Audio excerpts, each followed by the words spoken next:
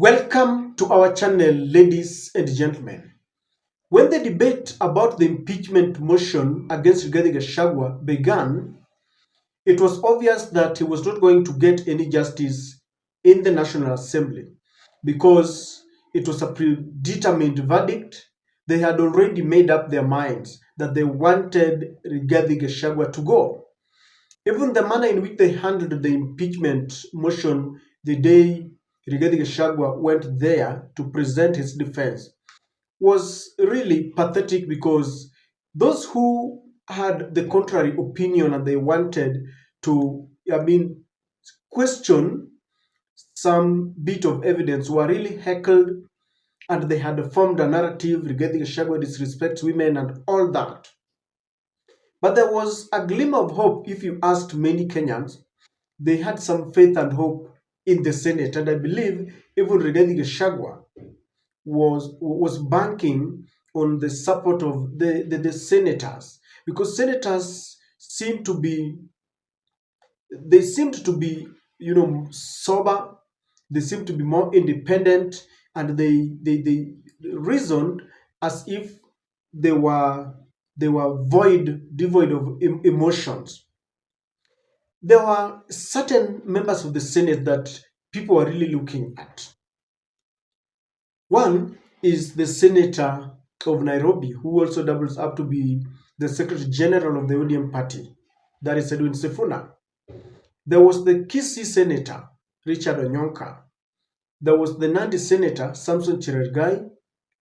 There was the Kakamega senator, Boni Halwale, and Okiya Omutata, the Busia senator. People were really looking at how they would vote because they've proved to be independent. They've proved to be, more mature, or mature if you wish to say so.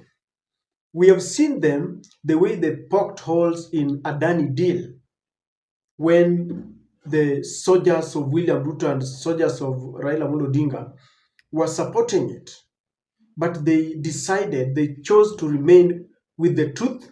They chose to remain with the Kenyans. Now, when the D-Day came yesterday, and as they were reacting after the two sides had given the evidences, it was clear that some of them had made a U-turn and they were not going to support Rigathi Gachagua.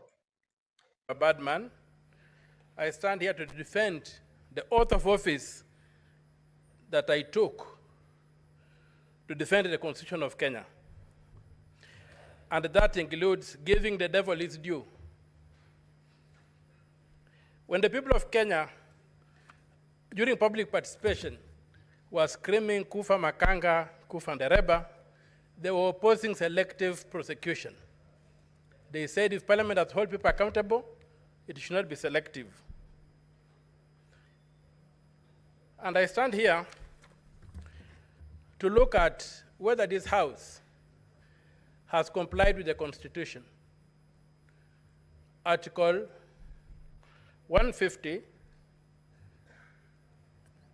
Clause 2, on the removal of the Deputy President. Now, finally, when the votes were cast, I just want us to go through that table that you see there. All the counties in Mount Kenya did justice to the Deputy President. Nyeri voted no. By the way, that the X there means no. The tick means yes. So, Nyeri, Nyandarua, Murang'a, Kiambu, Kirinyaga, Nakuru, Laikipia, and Lamu. I think the senator in Lamu there is friendly. So all of them voted no. Then all the counties in Ukambani, those who Kalonzo senators voted no. That is Machakos, Makueni, and Kitui. Then Nandi, that is now Samson Cherargei. Can you imagine that he decided unilaterally and independently to vote no?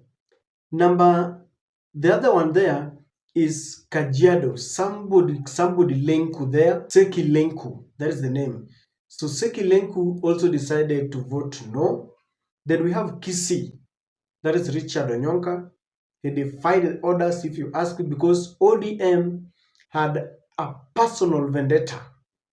They were very passionate about this and they wanted Rigathi out. So Onyonka defied orders, just like Cherargei defied Ruto orders. And then Busia, Okiya Mutata voted no. There was also the other senator of Narok, Ledamo Lekina. He had switched camps. At some point, it was like he would be very independent, but after they traveled to the USA with Raila, he changed his mind. So, ladies and gentlemen, among the ones that people were looking at, Halwale, Sifuna, Ledama, Cherargei, Okiya Mutata, and Richard Onyonka. Omutata, Onyonka, and Cherargei voted no, defying the orders of their bosses. Now, I had listened to some ODM members who were saying that if Edwin Sifuna was not careful, he was going to be ousted from his seat because he was defying his master.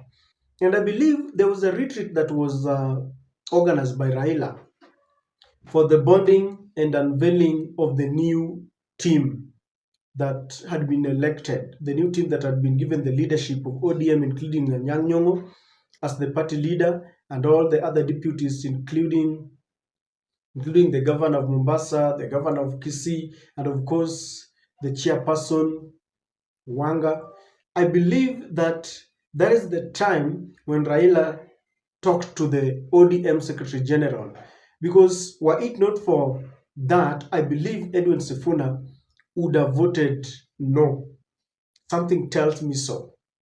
Of course, Okiya Mutata is someone who is very independent, but the senator of Kisii, I don't know what will happen. There's going to be a conversation about Onyonka. You will hear some people say that he's disrespectful because he voted independently. In his own opinion, in his very own considered opinion, he looked at the charges against Rigathi Gachagua and he felt they did not meet the threshold and the merit to impeach him. But you will hear some of the members, the constituents, and those who follow the very strong supporters of Raila Amolo Odinga, they will start criticizing him. And such leaders, many a times, they will not be given any positions because, like they say, party loyalty is very paramount. Even for you to get those party positions, you must be loyal. The same to Cherargei. Cherargei started by criticizing the very closest allies of William Ruto. I remember he opined that the current sports CS, Murkomen, was corrupt to the core. He used to say that Murkomen used to take some bribe from the Chinese company so that even at the unclogging of trenches around, instead of giving them to the locals or to the local youth, those very small contracts were going to the Chinese. And so, ladies and gentlemen, I don't know what you think. Do you think the party will tolerate, like UDA, do you think UDA will tolerate Cherargei? And do you think ODM will tolerate, Richard Onyonka? Is it tantamount to going against party position? Because I remember when people like Jalango went to State House to have some photo there, they had opined that they were working closely with William Ruto.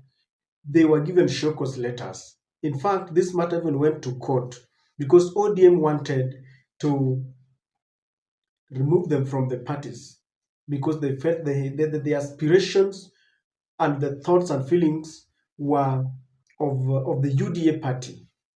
In fact, I remember even during the NADCO report, they were vouching for respect to party and coalitions. But now, these are leaders who decided to vote independently without following party positions. Do you think they will be called to explain? I will not be surprised. I don't know what became of Boniface Aluale. Maybe he read the mood of the Western, because many people from the West did not like the utterances of Rigathi Gachagua of shareholding, and the way Rigathi Gachagua does not, they don't read from the same page with the chief minister because some of his roles were donated to the chief minister. So I think the people on the ground in Kakamega do not like him, and so Alwale decided to vote with the people. For Okia Mutata, Okia is a pro-people's man. He's a man of the people. With him, he does not care. So we wait and see what is going to happen. But that is how people voted. Of all the senators that we were looking upon, only 3 voted the way people, had expected them to vote. As it is, Rigathi Gachagua has moved to the courts. Let's see what happens. The Azimio members, I believe that ODM is not in Azimio now. The other Azimio members, Azimio leaders, that is Kalonzo, Eugene, and the others, went to see him in Karen, and they have said they have faith in the judiciary, they have faith in the courts. They are saying all the other organs of the government, including independent institutions, have been captured by the executive arm of the government, and they say they have faith in the court. So let's wait and see. Even as they go to court, the status quo will be that Kithure Kindiki is the new deputy leader because he was nominated and immediately approved by the National Assembly.